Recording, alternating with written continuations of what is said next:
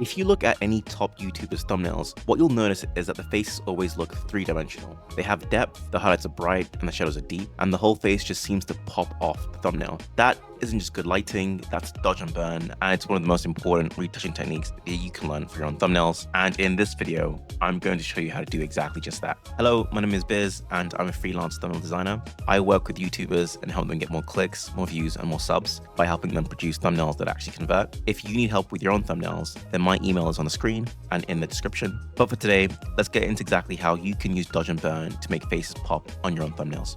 Let's get into it. So in front of us is our cutout of MrBeast, and looking at the starting image, the face looks a little bit flat. The highlights and the shadows are all sitting at a similar level, and there isn't much separation between them. The question is, why does that hurt our thumbnail? Well, when a viewer is scrolling through their YouTube home feed, their eye is drawn to contrast, light against dark, dimension. A flat face blends into the background, but a face with strong highlights and deep shadows draws the eye immediately. And that's exactly what dodge and burn does. It artificially sculpts the light and the shadow on the face to give it a 3D cinematic look. The question is, how do we do that properly in Photoshop? First, we do the dodge layer. So this is the brightening and the highlights.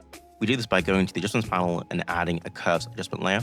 We drag the curve upward into the midtones area, and then you'll see the image brightening up. And this is the same logic as the skin smoothing and whitening video tutorial. We don't want the brightness to affect the entire image. We want to control exactly where it lands. So we invert the mask, we turn it white to black. And then using the brush, we can then gradually paint over the areas we want to reveal the brightness in. So those areas are the nose bridge, the center of the forehead, the cheekbones, under the eyes, the lips, pretty much any area that should naturally be bright, but looks a little bit too flat in the photo. And just gradually build it up. There's no need to rush.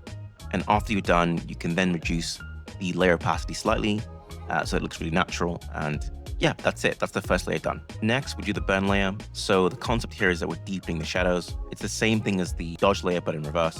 So we add a second curves adjustment layer. And this time we drag the curve downwards to darken the image.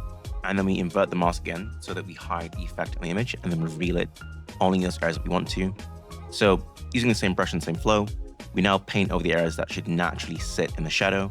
So that includes the sides of the nose, the underside of the nose, natural smile lines, the eyebrows, facial hair, the sides of the face, the jawline, the edge of the hair.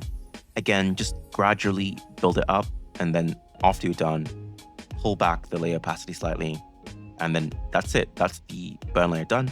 Those two layers are now working together to bring the image to life, make it pop and stand out on the thumbnail. So to recap, we added two curves adjustment layers, one dragged up to brighten the image and the other dragged down to darken it. Both masked, both clipped, and both painted selectively onto the face. That combination is what gives top YouTubers that polished 3D look on every thumbnail. I hope you enjoyed this video, and if you do need help with your own thumbnails, then my email is on the screen and in the description.